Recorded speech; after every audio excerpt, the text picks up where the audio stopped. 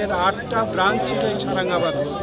তার মধ্যে একটা ব্রাঞ্চ হচ্ছে এই নেত্রা ব্রাঞ্চ, যেটার পার্টি অফিসের উদ্বোধন হলো আজকে।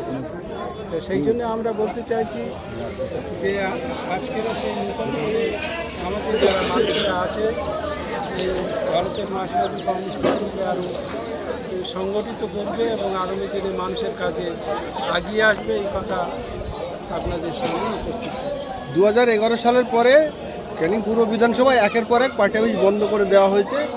বন্ধ করেছে কে? আপনি, রাকিবুল লস্কর, মনোরঞ্জন দেয়াসী, রুল লস্কর, হৈবার সর্দার, রেজ্জাক মোল্লার যিনি শিষ্য বা রাজনীতি করেছেন যাদের বিষয়ে, সেই শওকত মোল্লা। কি বলবেন এই প্রসঙ্গে? শওকত মোল্লা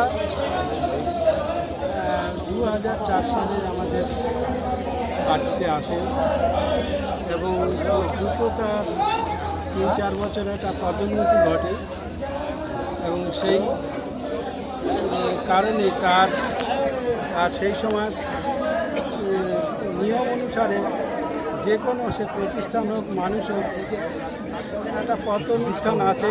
আমাদের বামফ্রন্ট সরকারের একটা পরাজয় ঘটেছিল, সেই সুযোগকে ব্যবহার করে আমাদের ক্যানিং দিয়ে যে টোটাল সারাঙ্গাবাদ আমাদের কমিউনিস্ট পার্টির একটা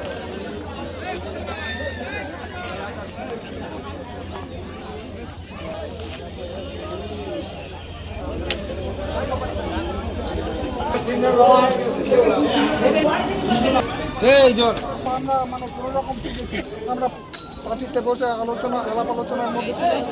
ওখানে গিয়ে টিএমসি লোকজন গিয়ে